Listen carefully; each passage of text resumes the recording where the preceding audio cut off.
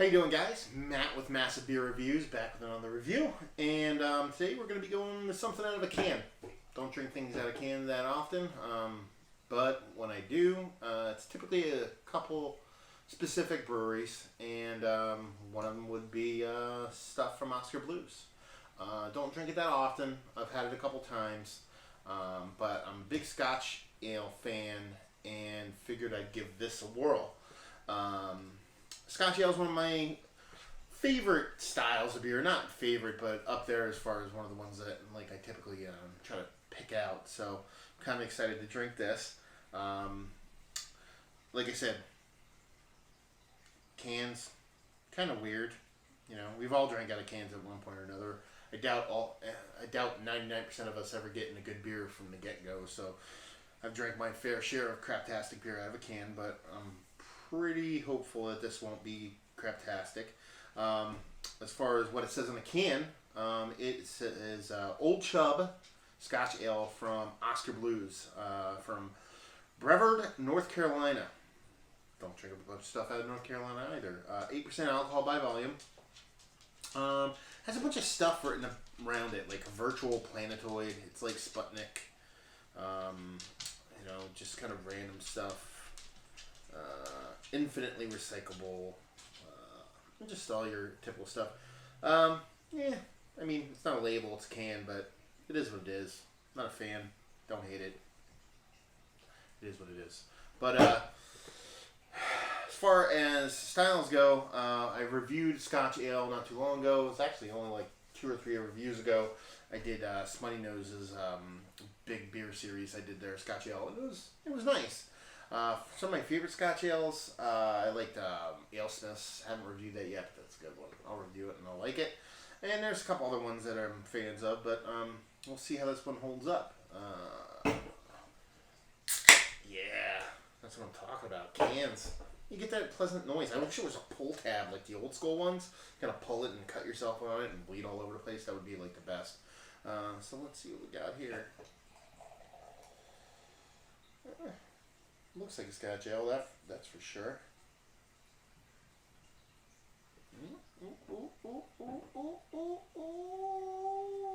Almost. Look at that. Got lucky on that one. I thought it was going to overflow and I was going to have to taste it before I wanted to. But alas, the beer god saved me one more time, not one last time, hopefully. I poured it pretty rough, so I got a really nice head out of it.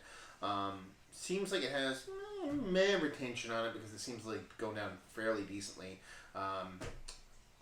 Even darker than a beige head. I mean, decently dark. Looks very creamy, the head. It's not, even though while it's filtering down, the top part of the head almost seems like it's settling on top of each other, so the top's actually not going away, which to me is a good sign. As far as color, I mean, it's a nice, really, really dark ruby color. I mean, it's not black by any means. This is just ruby red. I can see that. I don't know if you guys can see that color in there, but that's a beautiful color beer. Carbonation wise, can't see a ton.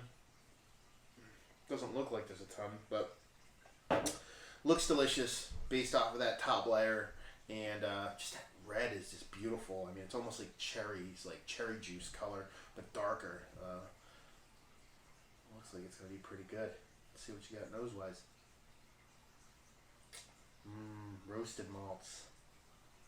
A lot of them. Oh, big roasted malts. This is going to be a good beer. I don't even have to... I know it's going to be good. Just by smelling it. I mean, there's always exceptions as a rule, but based off of what I've seen so far, I think I'm going to like this a lot. Oh, that smells delicious. I mean, it's just just like candied fruits and malt and sugar and just all kinds of good stuff I like in a nice beer. It smells like it's going to be a little sweeter than a typical Scotch Ale, but I like sweet, so it's probably going to be right up my alley. Toffee. A little bit. No hops whatsoever. Just those malts. Just punch you right in the nose. Let's see what we got.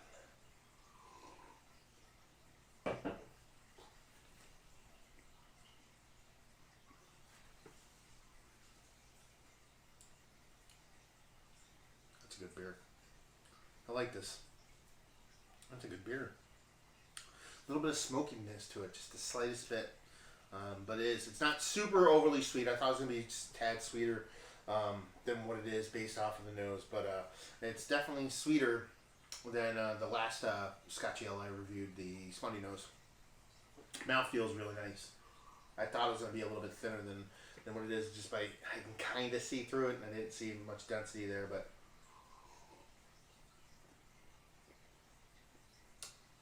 it's nice. It's creamy. It's not overly sweet, but sweet enough. A little bit of seems like the tiniest bit of smokiness. Those malts are just there. It's a really nice beer. Let me think. This might be the best beer I ever had out of a can, which isn't saying much. It's not like I've had a ton of good beer out of cans, but this might be the best beer I've ever had out of a can, which is saying something. I've never had a couple of the other beers before, never reviewed any of them. I was figuring I'd pick this up because it was a Scotch Ale, and I had Scotch Ale the other day, and I was like, hey, I want another Scotch Ale. But yeah, this is a nice beer.